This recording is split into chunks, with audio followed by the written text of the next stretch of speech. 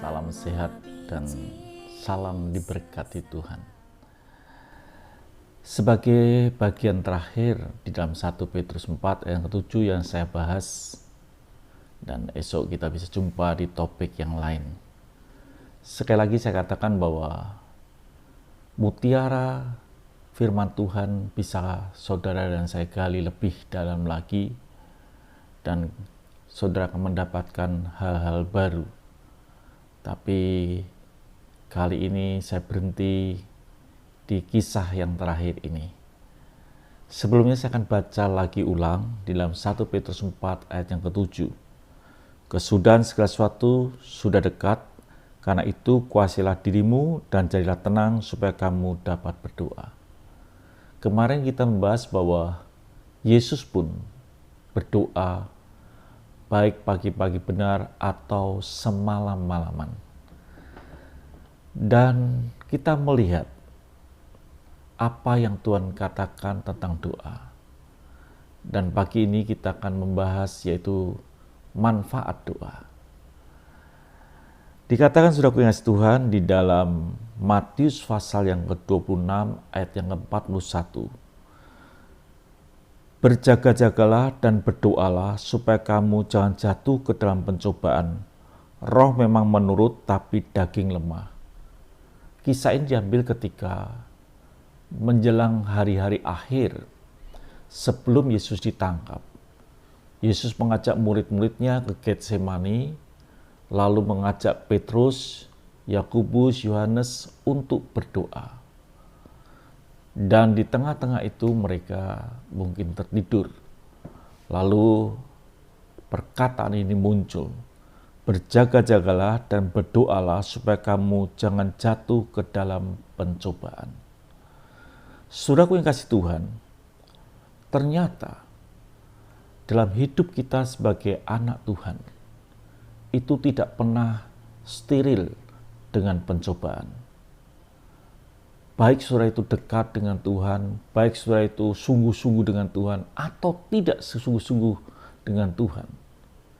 Kita tidak pernah steril dengan pencobaan. Artinya bahwa hidup kita pasti menghadapi apa yang disebut dengan pencobaan. Lalu bagaimana kita bisa bertahan untuk tidak jatuh dalam pencobaan? Dikatakan bahwa kita mesti berdoa. Jadi yang pertama saudaraku yang kasih Tuhan, bahwa fungsi dari doa bukan sekedar kita memiliki hubungan pribadi dengan Tuhan, tapi fungsi dari doa supaya kita tidak jatuh dalam pencobaan. Itu fungsi dari doa. Berarti kalau kita tidak berdoa atau tidak memiliki jam doa, saudara akan mudah jatuh dalam pencobaan, terpancing dengan emosi dan lain sebagainya, dan saudara mudah jatuh dalam pencobaan. Doa membuat saudara tidak jatuh dalam pencobaan. Yang kedua, saudara yang kasih Tuhan, doa supaya kita bisa bertahan. Artinya, supaya kita tidak jatuh dalam pencobaan itu artinya bahwa kalau kita ini berdoa, saudara bisa tidak jatuh. Berarti saudara bisa bertahan. Seseorang mendorong saudara, tapi saudara bisa bertahan untuk tidak jatuh walaupun orang mendorong saudara. Artinya bahwa kita bisa bertahan. Jadi doa membuat kita bisa bertahan sampai akhir.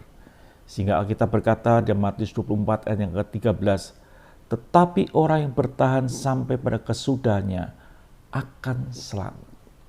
Jadi saudara kasih Tuhan, mesti kita punya waktu doa supaya kita bisa bertahan dan kita selamat, saudaraku, menghadapi kondisi akhir zaman yang betul-betul tidak menguntungkan. Tapi kalau kita punya waktu doa dan kehidupan doa, maka kita akan bisa bertahan dan bertahan sampai akhir. Yang berikutnya saudaraku yang dikasih Tuhan, yang ketiga, tujuan dari doa adalah supaya kita boleh menyalipkan agenda kita dan masuk hidup di dalam agenda Bapa. Dalam Lukas pasal yang ke-22 ayat yang 42 dikatakan, ketika Yesus berdoa, "Ya Bapakku, jika engkau mau, ambillah cawan ini daripadaku, tetapi bukanlah kehendakku, melainkan kehendakmu lah yang jadi."